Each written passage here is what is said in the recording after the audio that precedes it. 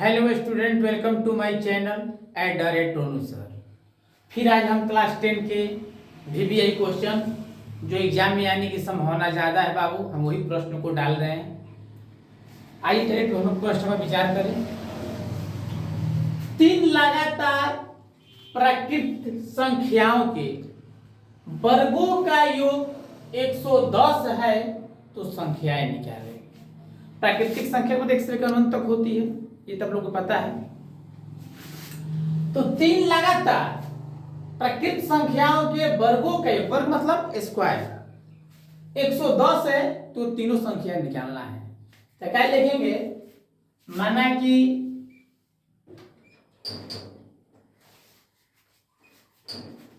3 लगातार प्राकृत संख्या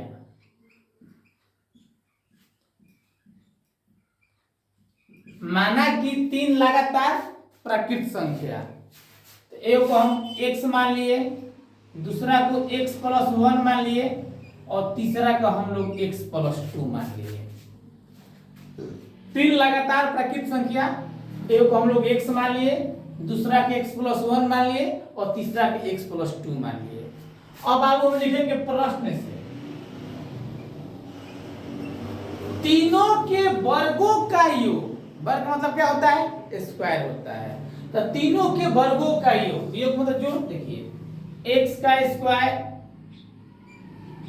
x + 1 के स्क्वायर प्लस x + 2 के स्क्वायर, अब बराबर बाबू हम क्या कर दिए 110। तीनों संख्याओं के वर्गों का योग, तो पहला x है तो x का स्क्वायर, दूसरा x + 1 है तो x + 1 के स्क्वायर, तीसरा x + 2 है तो x + 2 के स्क्वायर। x स्क्वायर ये ऐसे रह जाएगा, आ इसको a + b के होल स्क्वायर पर तोड़ दीजिए। तो देखिए a स्क्वायर तो x के स्क्वायर, b स्क्वायर तो a के स्क्वायर, 2ab तो 2 a की जगह x और b की जगह क्या हो गया 1 हो गया। फिर उसी तरह a स्क्वायर तो x के स्क्वायर, b स्क्वायर तो 2 के स्क्वायर, 2ab तो 2 गुना x गुना 2 हो गया। 2 तो फार्मूला का ही हो गया, a की जगह x हो गया, b की जगह 2 हो गया, अब बराबर क्या हो गया 110 हो गया। x square x square x square, तो a x square 2 x square और a x स्क्वायर क्या हो गया 3 x स्क्वायर। ठीक, अब आइए 1 के स्क्वायर कीजिएगा तो 1, 2 में 1 से गुना 2 x, 2 दूनी के 4 हो गया, 2 दूनी के 4 x हो गया, अब बराबर हो गया 110। फिर अब आप समझिए x स्क्वायर एगो दूगो तीन गो, तो 3 गो x स्क्वायर हो गया, 1 के स्क्वायर करेंगे तो 1 हो गया, 2 में 1 से गुना करेंगे 2 और x में गुना कर देंगे तो 2x हो गया, 2 दूनी के 4 हो गया, 2 दूनी के 4 और 4 में x में गुना करेंगे 4x, अब बराबर क्या हो गया बाबू 110।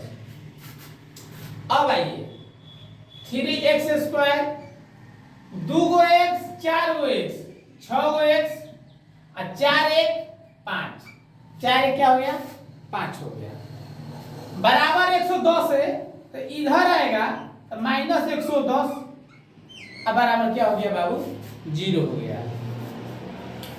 3x स्क्वायर प्लस 6x, 5 छोटा है 110 बड़ा है।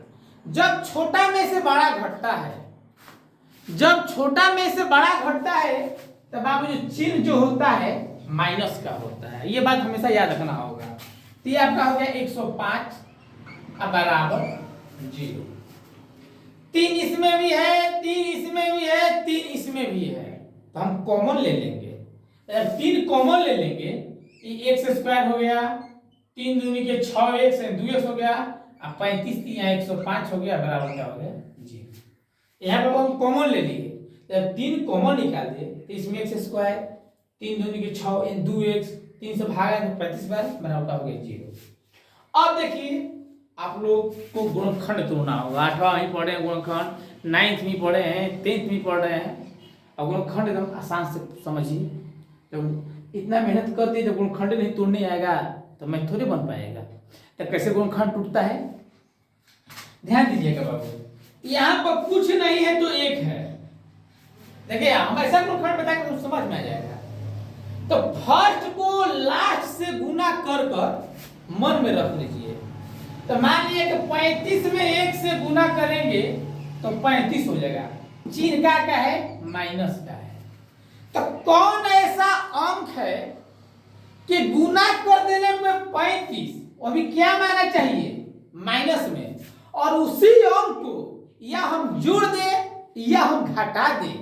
जो हम दो अंक लेंगे, कौन ऐसा दो अंक है कि गुना कर देने पे 35 माइनस में आ जाए, और वही अंक को या हम जोड़ दें या हम घटा दें, तो हमारा जो 2 है क्या में आना चाहिए, प्लस में। फर्स्ट को लास्ट से गुना करिए, तो एक में 35 से गुना किए तो 35, चिन्ह का क्या है, माइनस का है। तो बाबू कौन ऐसा अंक है कि गुना कर देने पर 35 माइनस में आ जाए, और वही अंक को या हम जोड़ दे या घटा दे, तो 2 हमारा क्या आना चाहिए, प्लस में।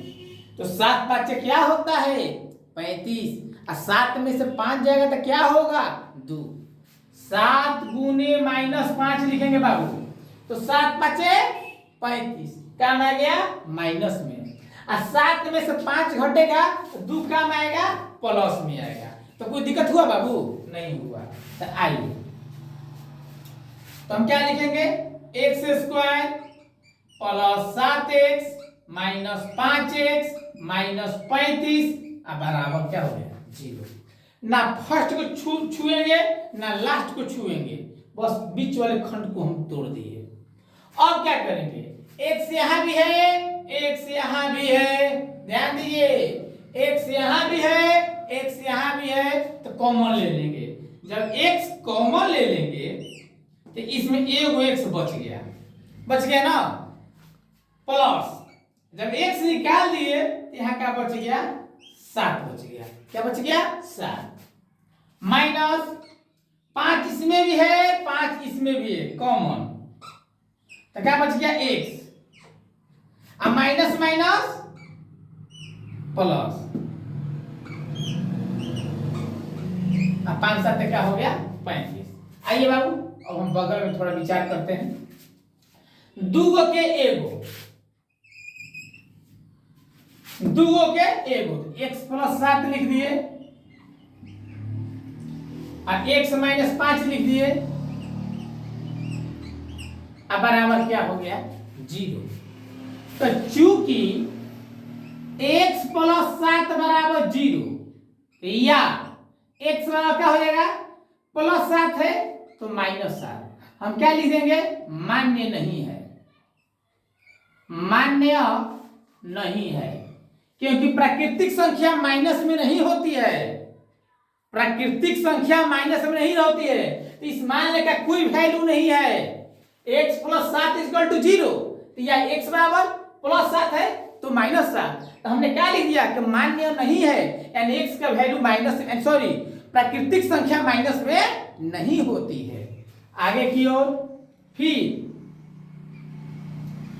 x माइनस 5 बराबर 0, तो या x बराबर क्या हो जाएगा, -5 है तो +5, तो x हमारा क्या है, पहला प्राकृतिक संख्या, x प्लस 1 क्या है, दूसरा प्राकृतिक संख्या, और x प्लस 2 क्या है, तीसरा प्राकृतिक संख्या।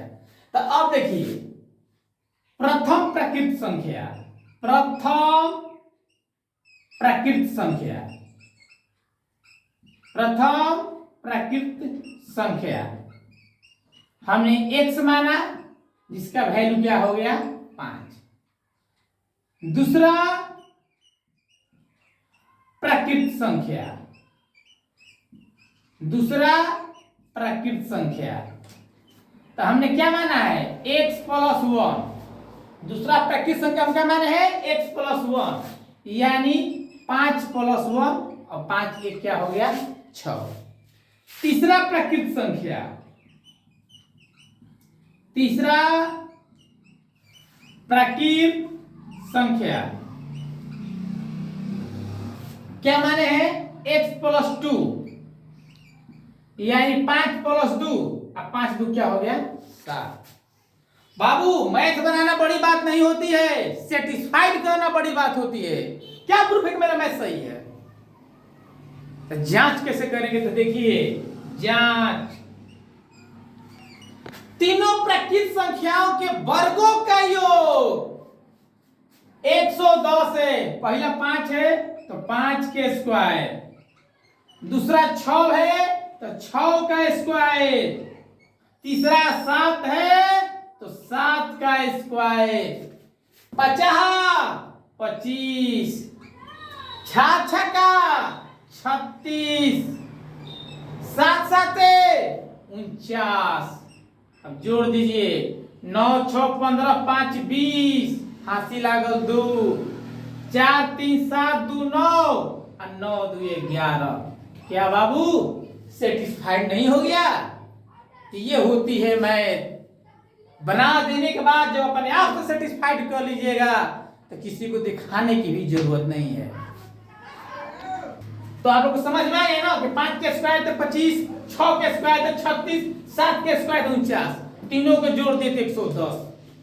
तब इस तरह से आप लोग VVI क्वेश्चन को देखना चाहते हैं तो डायरेक्ट रोनू सर को भूलिए मत, लाइक शेयर कमेंट कीजिए। इससे भी हम डेंजर मैथ को डालेंगे जो एग्जाम में आने की संभावना ज्यादा होती है। और इसमें कहीं विद्यार्थी कहीं डाउट हो रहा है तो बोलिए। बस माना कि लगातार 3 प्रकृत संख्या 1 x + 1 x + 2 तीनों के स्क्वायर कर दिए, तीनों के दो के फार्मूला पे तोड़ दिए, यहाँ पर गुणनखंड तोड़ दिए, यहाँ पर माइनस आया तो प्रकृत संख्या माइनस में नहीं होती है। यहाँ पर हम जांच करके आप लोगों को दिखा दिए। उम्मीद करते हैं कि आप लोग ये वीडियो समझ में आया होगा। धन्यवाद।